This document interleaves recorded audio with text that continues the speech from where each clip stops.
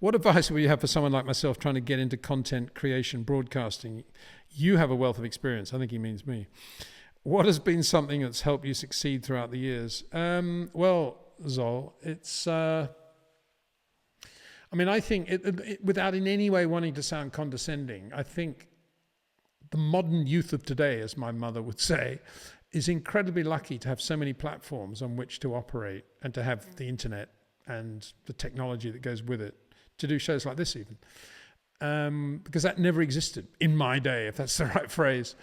All we had was a typewriter or a telex machine or a fax machine or a computer in which we wrote, or a camera with which we took photographs, stills. Now that's different. We can all take video and we all have these platforms. We can create our own TV stations called YouTube channels or Twitch channels. So you've got a massive advantage over all the broadcasters and creative media people of the last 100 years, really, a huge advantage. So what you then you say, okay, that's fine, but there are many people doing that, and how do I do something differently, and how do I make it work commercially, and how do I make it bigger and better every passing year?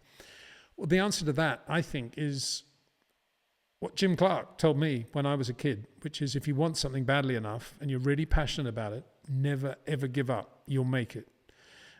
And that's hitting 1,000 bunker shots so that when you've got to hit one under pressure, actually you hit it pretty well.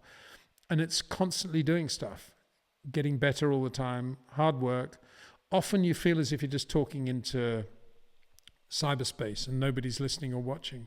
But every minute in which you are doing something constructive or creatively will add up, and it'll all have an effect at some point. So never give up. Never ever stop.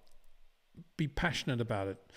Do not do something because you think it's going to make money, or because other people are doing it, or because it's fashionable, or because you think other people may like it and think it's funny or sad or whatever it is.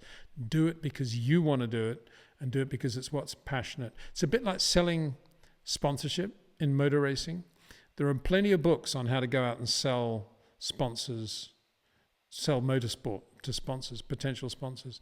But ultimately, it comes down to one thing: being passionate about what you want to do and what you want to achieve. When you get into that meeting and you're talking to the man who potentially can sign the check, what he wants to see is your commitment to the sport that you love and what you're going to be helping him achieve in that sport. And he's buying into your passion as much as he's buying into the business model or the logic of what you're selling.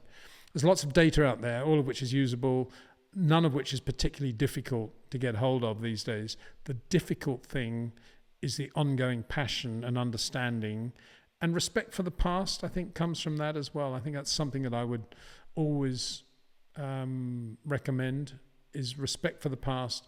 As much as you can learn about the past in motorsport, the great drivers, the great cars, the great circuits, the great years, it all adds up to a meaningful whole that is part of your passion.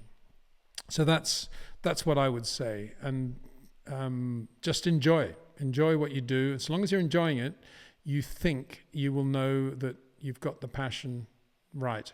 The minute it's not enjoyable, you've got to look inside yourself and say, what am I doing wrong here? Am I worrying too much about what other people are saying about me, for example? I mean, that's one of the downsides of modern social media, is that it's very easy for people to write negative comments, to post negative comments, and you then at that moment have to say, well, 3 people here have all been really negative about what I've just done, but I'm not doing it for them, I'm doing it for me. I'm doing this because this is what I believe in, and that's what I want to say, and that's the way I want to say it.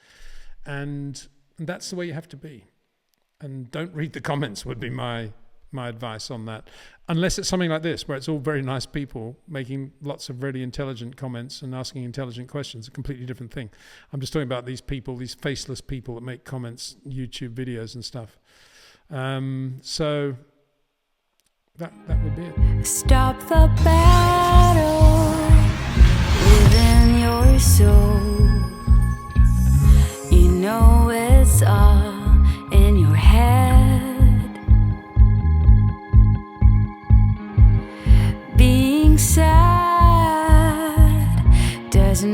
you smart. It seems your heart just needs a fresh start.